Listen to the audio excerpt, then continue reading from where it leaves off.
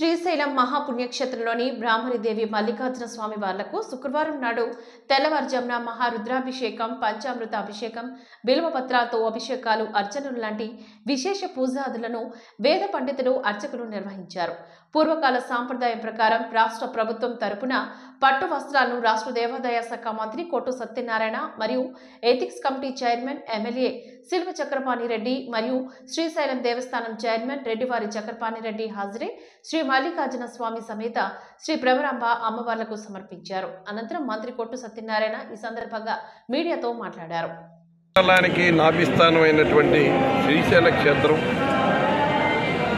పరమ పవిత్రమైనటువంటి మహాశివరాత్రి మరి పుణ్యమైన రోజు ఆ పరమేశ్వరుడు ఎంతో ఆనందంతో భక్తులకు దర్శనమిచ్చి భక్తులు కోరిన కోరికలు నెరవేర్చేలాగా ఆయన అనుగ్రహం అందరికీ సంపూర్ణంగా ఉంటుంది. ఇవాళ పరమేశ్వరుడు మల్లికార్జున స్వామి ఈ రాష్ట్రంలో జరుగుతున్న పరిపాలన పట్ల ఎంతో సంతోషంగా ఉంది. ఎవరైతే భగవంతుడిని నమ్ముతారో, ఎవరైతే భగవంతుడి మీద విశ్వాసం ఉంచుతారో, ఆ విశ్వాసం ఉంచి మంచి పనులు చేసిన వాళ్ళకి అనుగ్రహించి వాళ్ళకి అన్ని రకాలుగా అండదండగా ఉంటాడు. ఇది మన రాష్ట్రంలో నిరూపితమైంది.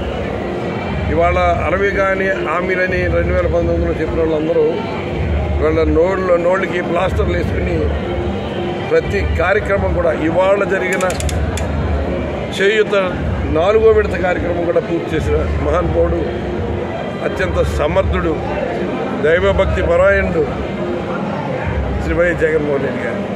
ఇవాళ ఆ స్వామిని, మల్లికార్జున స్వామిని ఒకటే కోరుకున్నాను, ఈ రాష్ట్రం ఇలాగే సుభిక్షంగా ఉండాలి, ప్రజలు సంతోషంగా ఉండాలి, రాష్ట్రం అభివృద్ధి పదంలో నడవాలి. ముఖ్యమంత్రి గారికి మరింత మీరు అండదండలుగా ఉండి ఆశీర్వదించి మరింత మంచి పరిపాలన ప్రజలకు అందించేలాగా ఆశీర్వదించమని ఆ మల్లికార్జున స్వామిని, ఆ భ్రమరాంబ అమ్మవారిని వేడుకుని మరి ఆ అమ్మవారి ఆశీర్వాదం కూడా తీసుకుని మరి ఈ రాష్ట్ర ప్రజలందరికీ కూడా ఈరోజు ప్రత్యేకంగా నా హృదయపూర్వకమైన మహాశివరాత్రి పర్వదిన శుభాకాంక్షలు తెలియజేస్తున్నాను.